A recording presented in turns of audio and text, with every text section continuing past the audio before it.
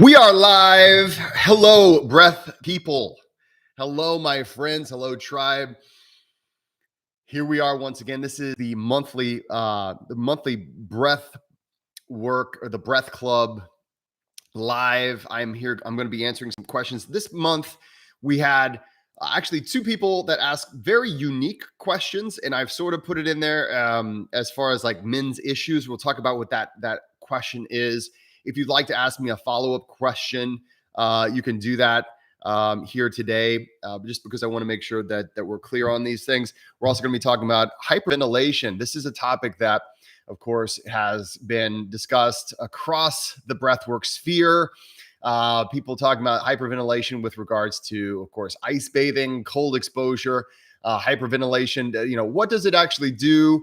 And of course, if you've followed me for any amount of time, you know that I don't even call it hyperventilation. I do have a thing that I call hyperventilation, but what I see as purposeful overbreathing is called superventilation. And so you can read about that in my books and all sorts of things in my videos. But today we're going to be talking about a lot of these questions that have come up from the Breath Club. And I would love to chat with you here today too. So we're going to stick around. Before I begin, I do want to just announce I just got back from the in-person training, the capstone training for the Language of Breath Breathworker School.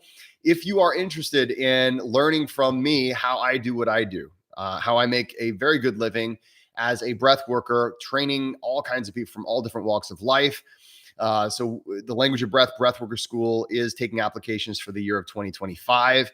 And we're about to launch the summer sale for the Language of Breath online course next month. And just a little, hey, since you're here with me today, I'll let you know, if you go to the website right now, the online course, which is normally $7.99, it's on sale for $5.99. So that's a $300 save. No, it's on sale for $4.99. Yeah, so $4.99. So a $300 savings right now if you would like to learn and go in depth with the Language of Breath online course. Check that out. Another thing that's happening next month is, take a look at this. Take a look at this. Third book. And this one, a lot of you guys have already read the earlier versions of this. This is a book that was a long time coming, and it is something that I have sold an ebook version of this since 2019. In 2020, I updated it, and I completely gutted it and rewrote most of it. There's some things in there that are still the same. About 50%, at least 50 or 60% of this book is completely new content or revised versions of the original. And this actually comes out on August 31st. So we got about a month before it comes out.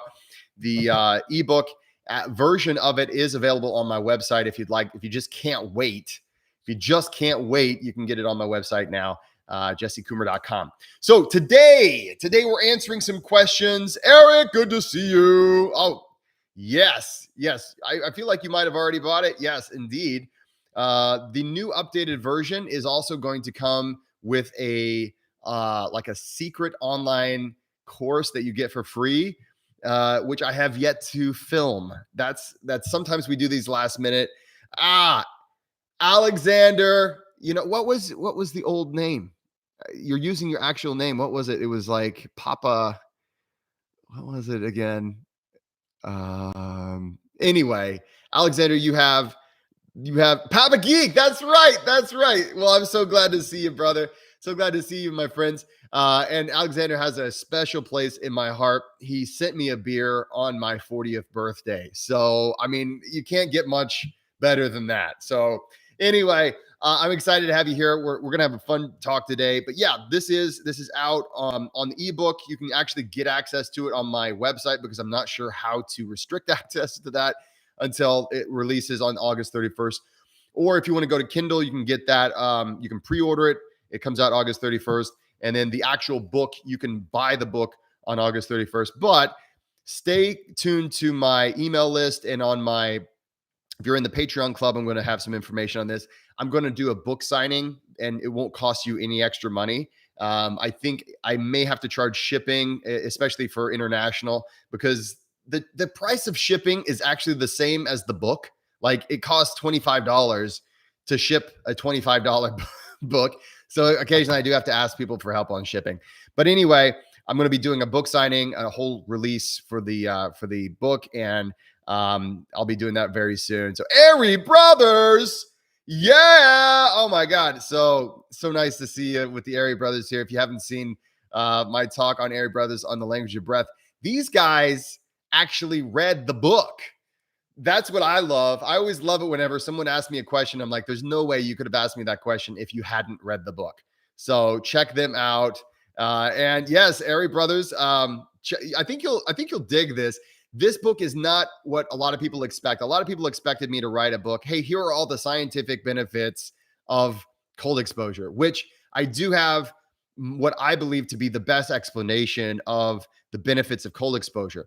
But most of this book, the vast majority of it, is how to do it, and that is how to do every part of breath or cold exposure. So every part, so like from your first cold shower to ice bathing to walking barefoot in the snow to setting world records. Now I haven't set a world record, so I had to reach out to world record holders. And what's interesting, I think the world record for the longest skin to ice was just broken not too long ago. I think as an American or a Canadian. 4 hours and 5 minutes. I saw it not too long ago. So I have to I might have to change the book before it comes out because it was a Polish guy and his name is in the book. Oh my gosh. That's the thing about writing something on paper.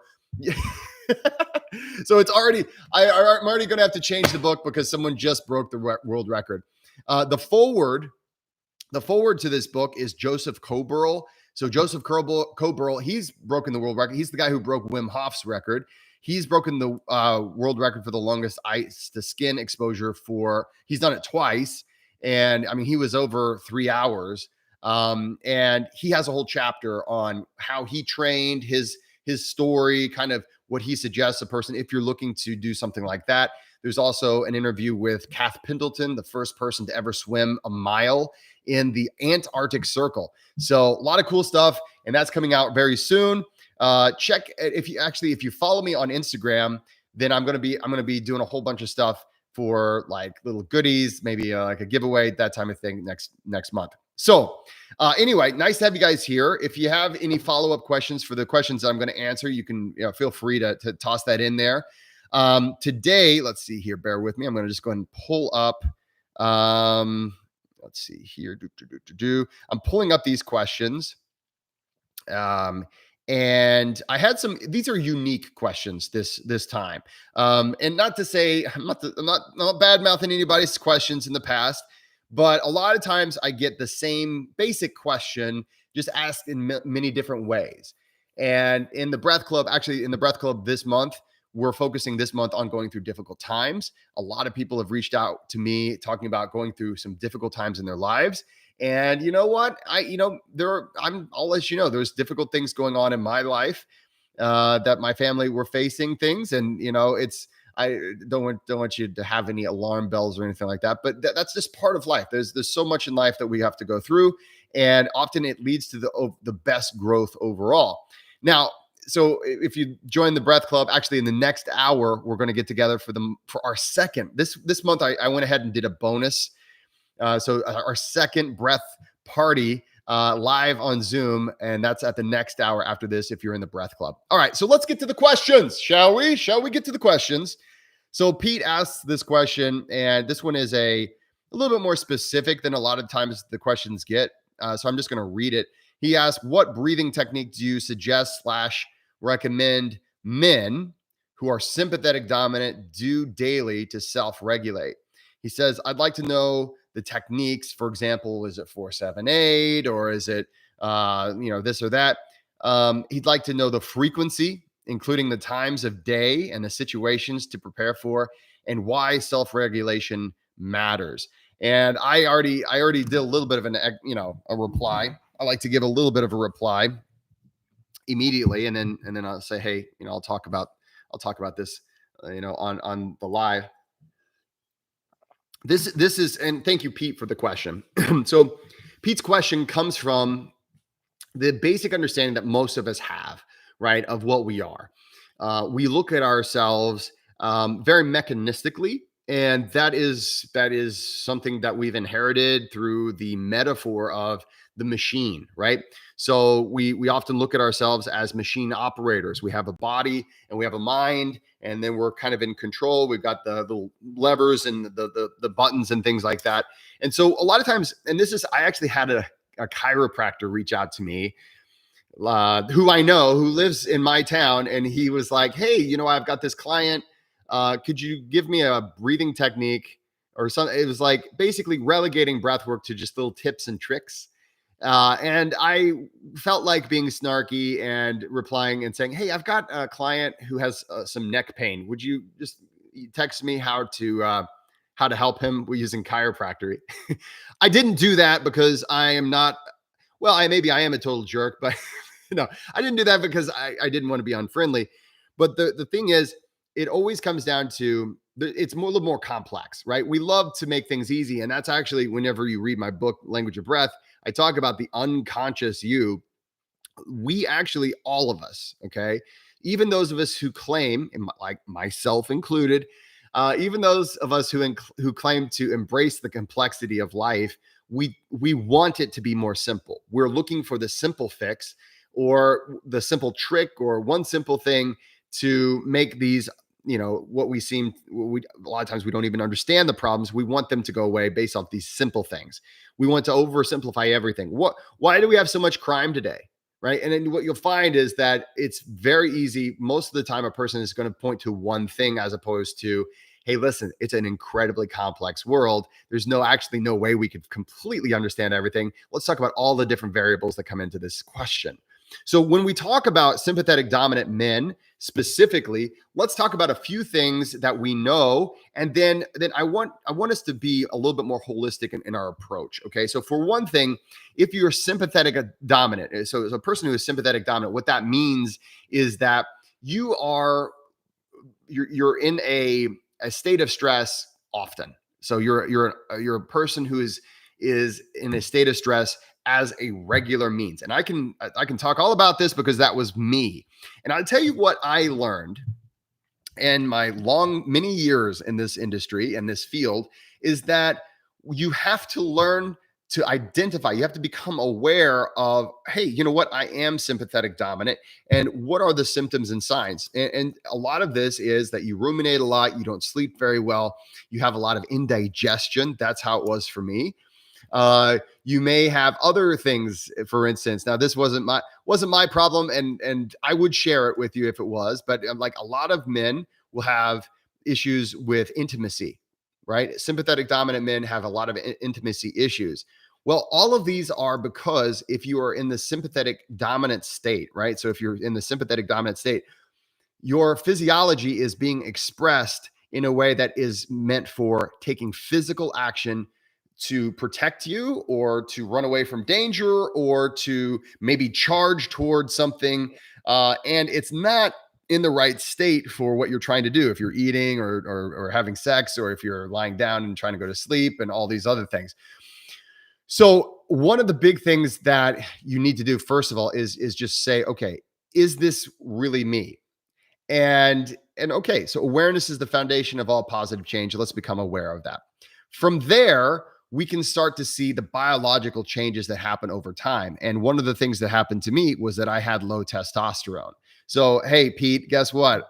If you're asking this for yourself, hey, brother, I'm just like you. That's how I was.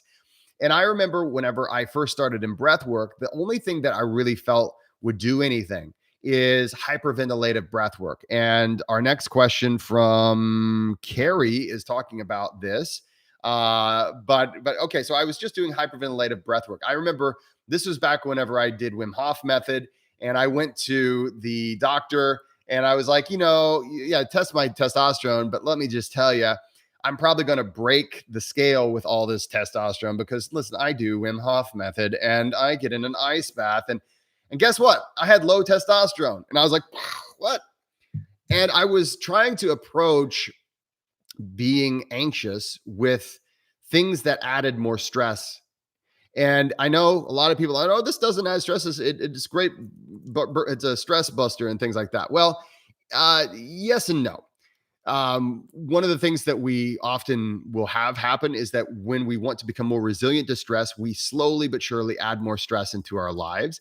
And when it comes to cold training, obviously I'm a huge fan. I just told you I'm publishing this book, and next month I wrote the book. So it is a labor of love because I love cold training, and cold training can be an excellent way to help you to become more resilient against stress. But it is because you're adding stress. So, and if you're not really mindful of this, you can be adding way more stress into your system than you know. And guess what? It can have the absolute reverse thing that you think you're doing because you have a few of those moments of zen. You think, well, I'm on the path to more balanced life, and I'm starting to feel changes. Hey, I'm starting to feel some better things happening. But what happens is oftentimes you're adding more stress and you're revving that nervous system up. And really, in all reality, based off of, especially if you're already in a sympathetic dominant state, we need to start to learn to balance the nervous system and come into a more a parasympathetic state. And so he's asking here. So Pete, again, I appreciate your question. Pete is asking, what are some techniques that are going to do this for me? And I'm just going to let you know, there is no such thing as a technique that will, beep, boop, beep, boop. I just press the buttons and now it's like this one simple trick, right? And I responded to you on Patreon, and actually one thing I love about your response is you gave me just an amen. You're like, okay, it is going to be more complex than just a technique. Now, I will say that techniques like 4-7-8, I call that the cadence of bliss. In the language of breath, that's what we call it. Box breathing, sniff, sniff, poo. Sometimes people call it the physiological sigh. Nobody's like Huberman call it the physiological sigh. It really, kings call it sniff, sniff, poo. And that's what everyone should call it sniff, sniff, poo. But anyway, maybe that's the dad humor. The dad humor in me loves sniff, sniff, poo. Anyway, so these are valuable techniques. And so I'm not going to say don't look to techniques, because this is how we speak that language of breathing, or that language of breath back into our system. But it's so important to train the team. And so one of the tenets of the language of breath is that the strongest you is a team. And so what that means is every single day, you need to do things that are going to create a better team. And what that means is it's a matter of training. So for instance, a morning breathwork routine and an evening breathwork routine that do not include hyperventilation. Oh man, but I look forward to it every morning. I want to huff and puff and all this stuff. I rhymed and I didn't mean to. Huff and puff and all this stuff. That's going to make it into other talks. Anyway, but let me just tell you this, from a person who had low testosterone to a person who, as I've aged, my testosterone has increased. Okay. So if we're speaking about men's health, one of the downsides of being chronically stressed is that it affects your testosterone in a negative way. And that is going to affect a lot of things in a negative way. And so one way of testing, am I more balanced? Is my nervous system working with me as opposed to against me, is a testosterone test. And so I went from 350, I'll admit that, because of where I am now, when I was 35. Okay. So I was 350. Okay. 500 is kind of like the average. Anything lower than 300 is generally considered TRT territory. So I was only 35 years old and I had a testosterone score of only 350. And then, hey, Paul, good to see you, brother. Good to see you. So, hey, we're talking test. Right? So, scratch your crotch and burp. Well, let's get into it. So, okay, so I had 350 at the age of 35. And then later on at the age of 40, I was up to about 600. So I was getting close, really just a shade under 600. And just last year I had it tested. I'm a little above 700. So that should be the inverse. The older you get, typically the worse your testosterone score. And so what made the change? Well, yes, diet and exercise, things like that, of course. But I was exercising a lot. I was eating very well at the age of 35. And so the biggest thing that has changed is my overall routine of nervous system regulation. And what that means is when I wake up in the morning, I'm doing calming breath work. And you're like, but no, I don't want to do calming breath work, Jesse. I want to do stuff that is going to give me the giddy up. I want it. But let me just tell you, what I do in the mornings is very simple. I will do balanced breathing for about 10 minutes. Oh my God. I do balanced breathing with internal awareness, sustained internal awareness for about 10 minutes, sometimes 15, sometimes 20. And people are like, that's just so boring. You don't even get high or anything. Yeah, I know, but my day is so much better. Trust me. Okay. And this is, I actually, these two questions that are, they were seemingly different. Now I'm starting to feel like they're going together. I have been to major names. So I've worked with major names in the world of breath work. So if you think about like who are the biggest names in the world of breath work, yeah, probably I've worked with that person. And a lot of times this is where they get it wrong. They feel like to like help your masculine energies and things, you need to do right? You need to do a lot of hyperventilation. Hyperventilated breath work has its place. Okay. And I'm going to talk about that here in a minute. But if you're really trying to if you're really trying to stay balanced throughout the day, and that's what's going to help a person who is sympathetic dominant, whether they're man or woman, but this question had to do with men, then you want to be as balanced as possible. You want to be as calm as possible. You want to reinforce within your organism, I am safe. I am, and you can say that, you can say affirmations all you want to, but let me just tell you that your breath is going to speak it far more effectively than with affirmations or whatever. I'm all for affirmations. I'm all for positive thinking. These things are important. Okay. Framing your life in a positive way, you can do enormous amounts of good and bad if you do it the wrong way. Right. But simple, balanced breathing in the mornings with sustained interoceptive awareness. You're trying to really feel how you feel, and you're breathing, 5 in, 5 out, something simple like that. You're going to see in the long run that you are going to be healthier, happier. You're going to be less stressed, less likely to fly off the handle, as we say, less likely to shout at somebody or do all the things that we really, at the end of the day, are terrible decisions, risky behaviors. A lot of it, I love all the memes. Have you seen the memes? Why women live longer than men? And it's really, I mean, they're hilarious. But you have to understand that when you are chronically in that sympathetic dominant state, right? And that's what this question really is pertaining to. Men who are in that chronic state, your testosterone is going to be less, your cortisol is going to be higher, you're going to make crap decisions, and that's going to lead to more sympathetic dominance. So there's a whole domino effect. So staying calm and training yourself to be calm, those are key principles. If you are a man who is sympathetic dominant, if you're a man who is under a lot of stress, you want to start your day as low stress as possible and end your day as low stress as possible. And you're going to train this team that is you. This is where language of breath is so different. This is where, my students, whenever they go out, they're going to train you. So call up my students. They're going to train you in ways. Let's see. We're going to skip this ad. There's going to be an ad I'm going to skip that. But they're going to train you in ways at first you're like, well, wait a minute. I thought we were breath work, right? I mean, we're just going to huff and puff and stuff like that. That's what I used to think. And I was wrong. And over time, I've ultimately, when it comes to, and we're going to talk about superventilation or hyperventilation here in a minute, where it is really appropriate.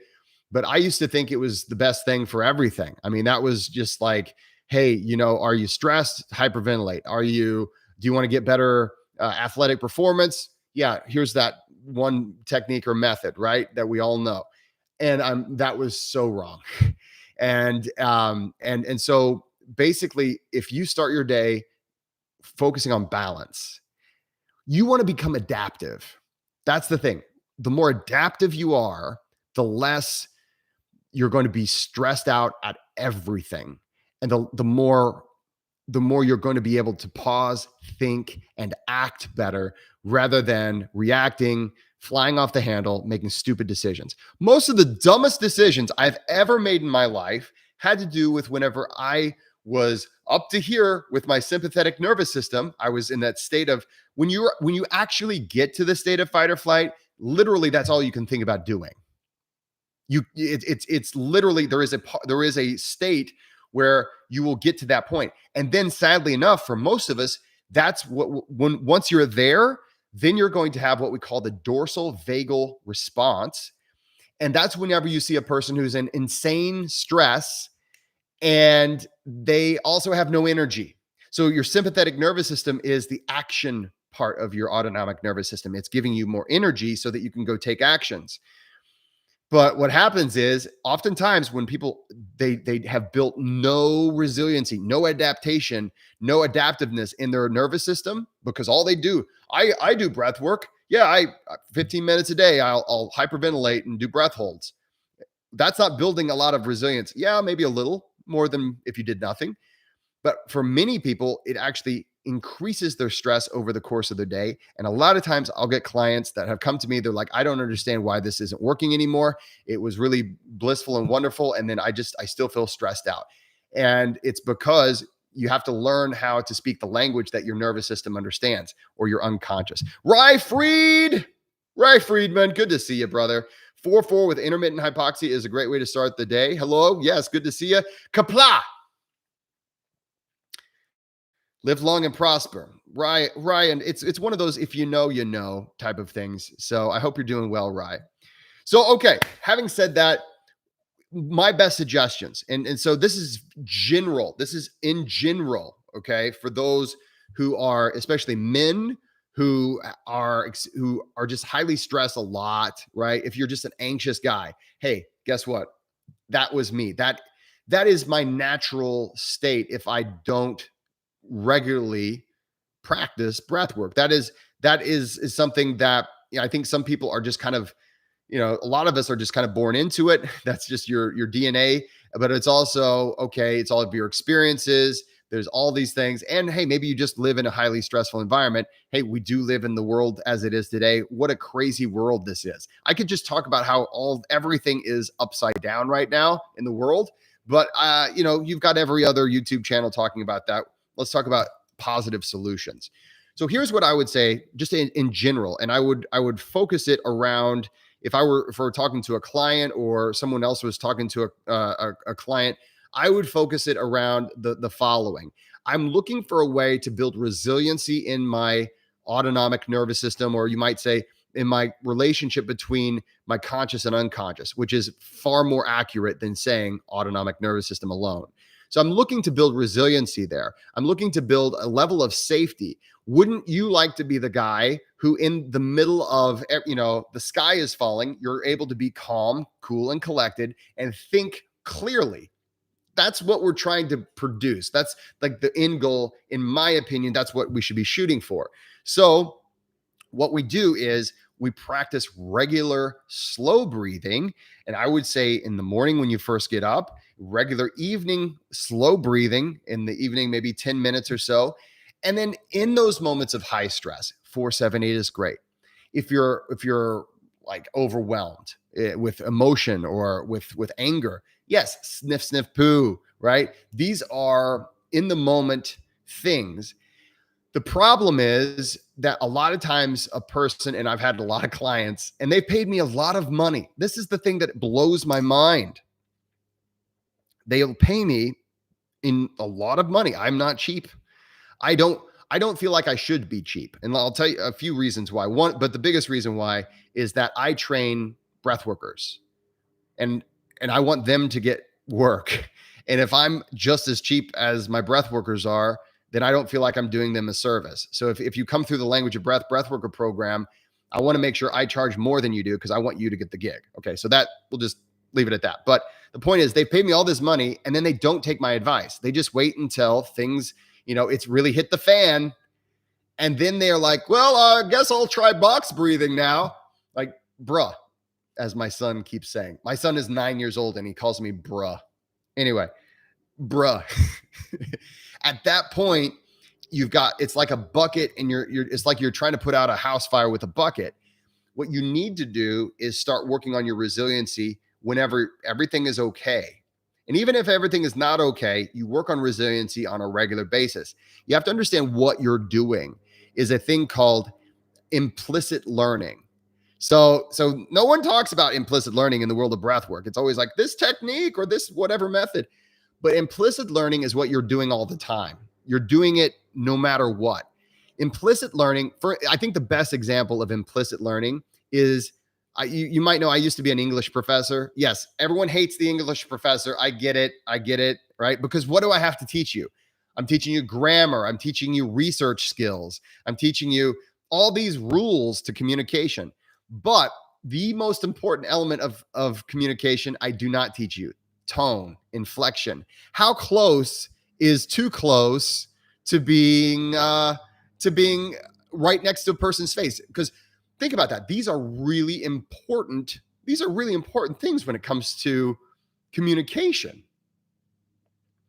This is implicit learning. You're always learning it. And so what you're trying to do, and I do appreciate this question, Pete, you're trying to train yourself implicitly through a regular practice to be more calm. Look how I'm calm is what you're doing on a regular basis. This is going to build resiliency in that nervous system. This is going to build flexibility in your autonomic nervous system. So you'll be able to upregulate and downregulate quickly, as opposed to being stuck up here all the time. Awesome. Thank you so much, Pete. So I guess in summary, I would say definitely all of those techniques in those moments for sure. But the real change is going to happen when you work on yourself as a team.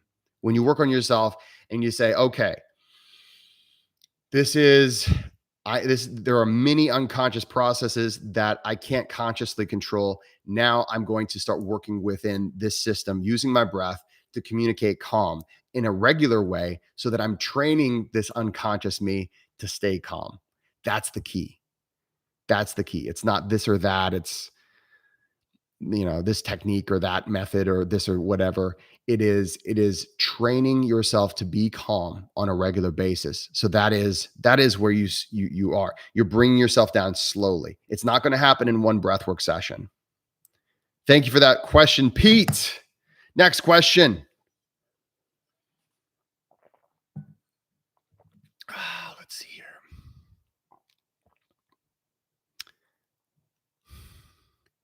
Paul, your daughter calls you bruh.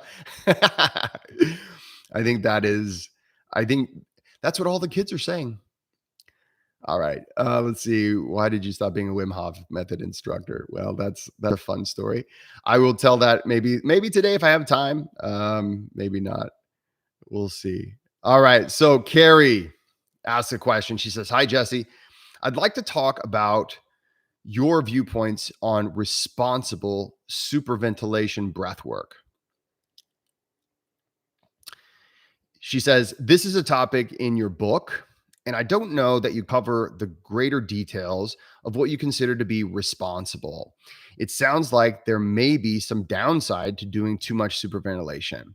Anyway, I'd love to hear your comments on that. Thanks so much for what you do." All right. Thank you for that question, Carrie. So superventilation for many people, let's just say this, right? Can we agree that for a lot of people, for most people, when you say breath work, it's a lot of superventilation. And if you're not familiar with that term, it's heavy overbreathing. So sometimes people call it hyperventilative breath work. And it depends on what you want to say, but you'll see a lot of people when they hear the word breath work, they're thinking about overbreathing, purposeful overbreathing. I call that superventilation because it's on purpose. Okay. So that's kind of getting to the point when it comes to the vocabulary, or at least the terminology here. So this is something that so let's explain what's happening when you do superventilation. Okay, so this would be like Wim Hof method, or this would be like rebirthing, or conscious connected breath work, or you name it. There's a lot of different kinds of superventilative breath works out there, and they feel good. right? They feel good. And so this is why everybody wants to do them. Hey, man, if I just breathe hard and heavy, it's amazing how good I can feel. And people talk about getting high on their own supply and all of these things. And so there are a lot of and I would say for most people, this is how we really got hooked on breath work. Because if you're like me, I started with pranayama, and yeah, it was cool and all, but it wasn't cool until I started to do Bastrika Kumbhaka pranayama, aka Wim Hof method, right? Also, that's what that is. And so I was like, well, wait a minute, I could just do this and I feel amazing. Why would I want to do anything else?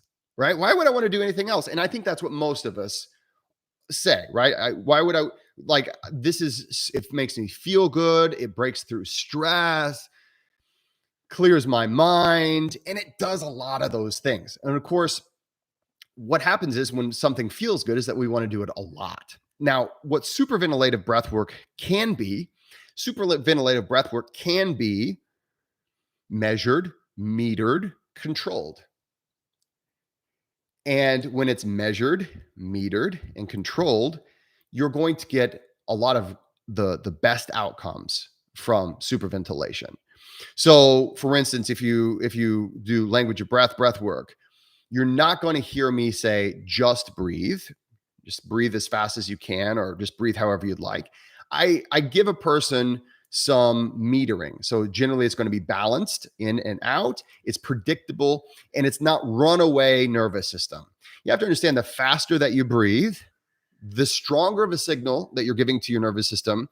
We're going to go into the stressed state. Now, here is one of the reasons why a superventilation feels so good. When you induce a stressed state, you also release endorphins, right? So endorphin, the Latin root of endorphin is basically it translates to something like morphine like, right? You're getting drugs, man. Right? And that feels good. Stress hormones actually do feel good when you're in a safe environment. We generally feel stress hormones like naturally when we're in an unsafe environment. And that could be, people might debate on why that is, but it could be that these are things that are there to help you get through those unsafe times, right? And so when we're in a safe environment and we're inducing endorphins, we get to feel the pleasure, and we're still in a safe environment. Now, the issue comes down to if you're doing this a lot, you're constantly inducing stress. And in order to get those endorphins, you have to stress yourself. That's part of the stress response is you have catecholamines. We call these catecholamines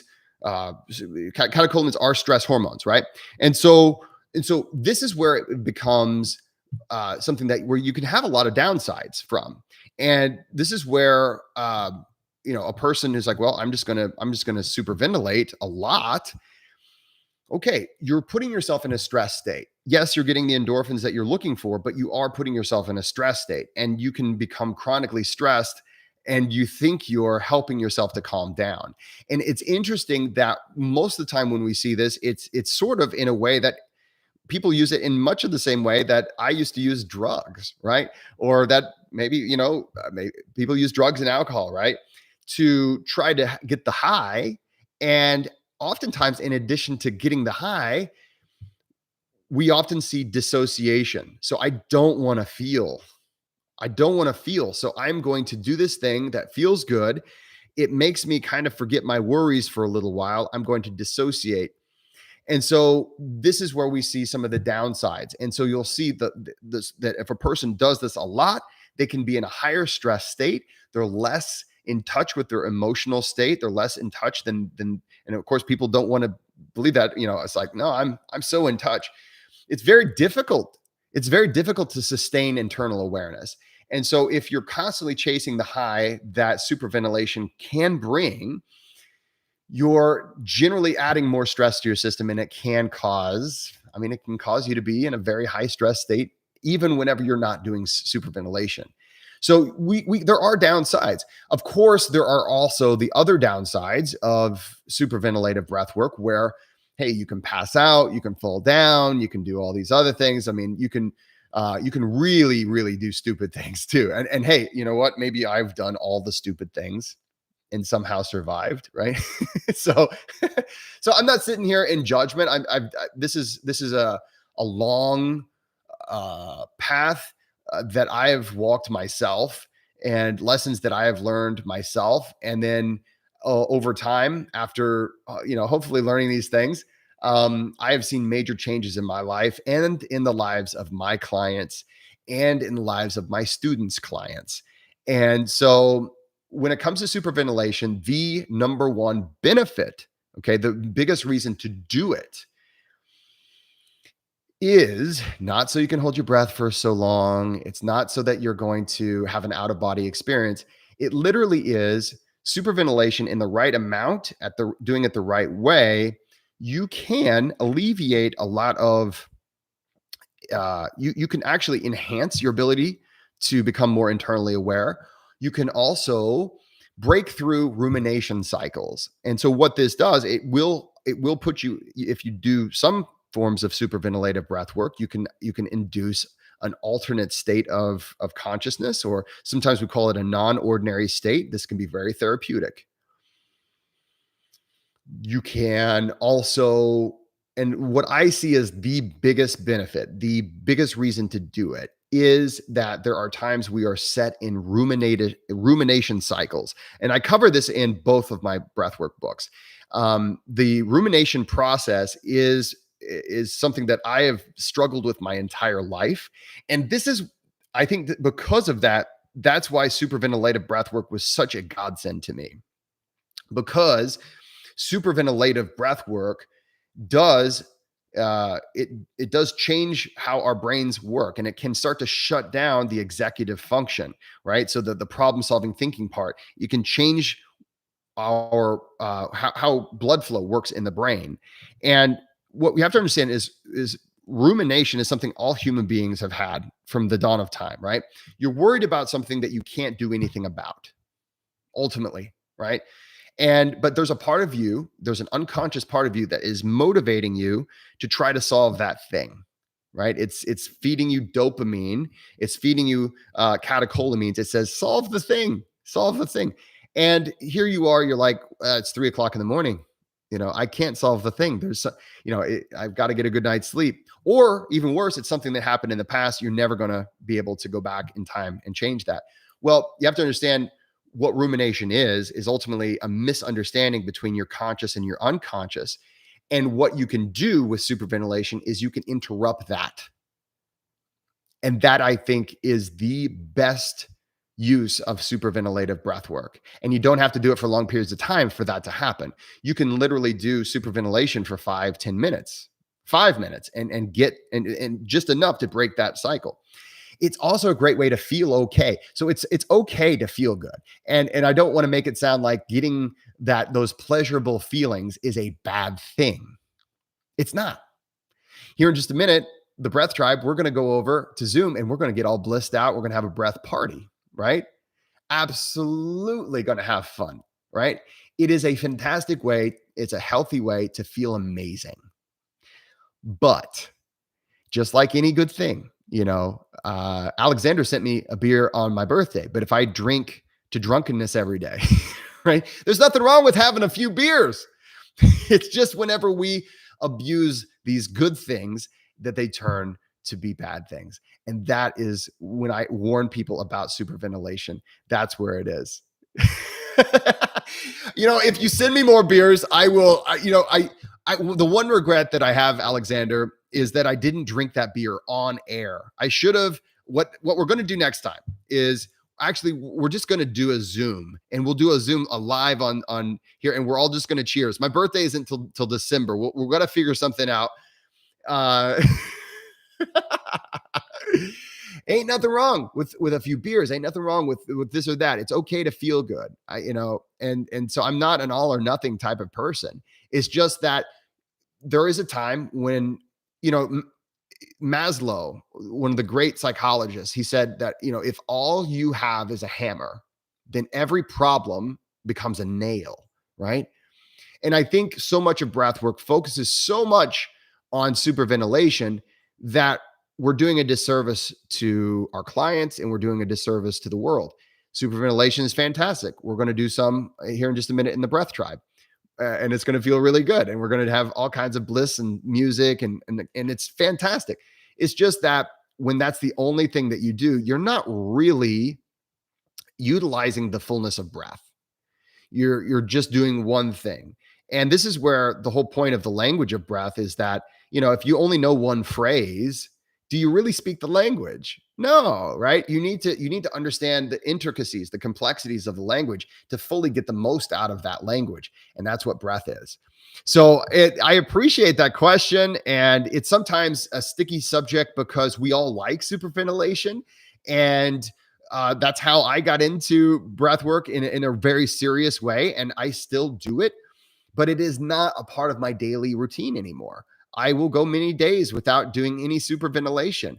And then I get to look forward to, oh, hey, the breath party's coming up. We're going to do some sniff, sniff, poo. We're going to do some, some circular breathing.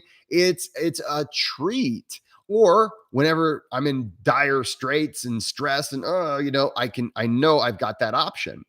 Paul is asking a follow-up here. Is there an alternate term for superventilation, i.e. hypoventilation? Oh, you mean, okay, like an antonym. That's a great question. I don't think we have that term. Hypoventilation would be, I think that suits it. We wouldn't say villain ventilation. So, I mean, if you slow your breathing down to where it's less than normal, or that you are, sometimes we call it hypercapnic breath, right? So you're increasing CO2 levels because you're not breathing fast enough to exhale all that CO2 out. So yeah, that's, what, superventilation. Yeah, villain ventilation. Yeah. What is, I guess, the reason why I like to use super is because it's basically, it's like, it means more, right? So we're enhancing that. So I guess it would be, what is it? I guess I'm getting a brain fart. So the opposite of super is, it's not mini, right? Like mini ventilation would sound kind of almost, it'd be hard to make that make sense. Maybe that's something. I tell you what, tribe, let's work on this. In the meantime, send me beer. So anyway, I want to thank everybody for being here today. These were some amazing questions. Fortunately, there were just 2 this week because the questions were so good. I mean, I think we really got into some deep topics and deep subjects. This is a growing tribe. So if you're not a part of the Breath Club, it's only $5 a month to join, and you get full access to all of my sessions. So this goes all the way back to 2020. There's sessions, just everything you can think of is in there. And there you get new sessions every single month. This month, we're focusing on going through difficult times. And there is a breathwork meditation on that. And then there's also a breathwork meditation that is all about just being more human. So each month we have different themes and sometimes we have challenges. We've had challenges before where it's like, here's a list every single day, do a different breathwork session. And hey, there was a lot of superventilation in there. So again, not a purist here. Paul, come up with a term. I'd love to, next time we do one of these, have the term, and I'd love to know what it is. Anyway, guys, thanks so much. If you're part of the Breath Tribe, and in 10 minutes, we're going to get together for the monthly breath party. If not, hey, now's the perfect time to join. Just go to patreon.com/Midwestern Method. You can take a look at the link below, and I'd love to see you there. All right, guys, thanks again for the questions, and I'll see you next time.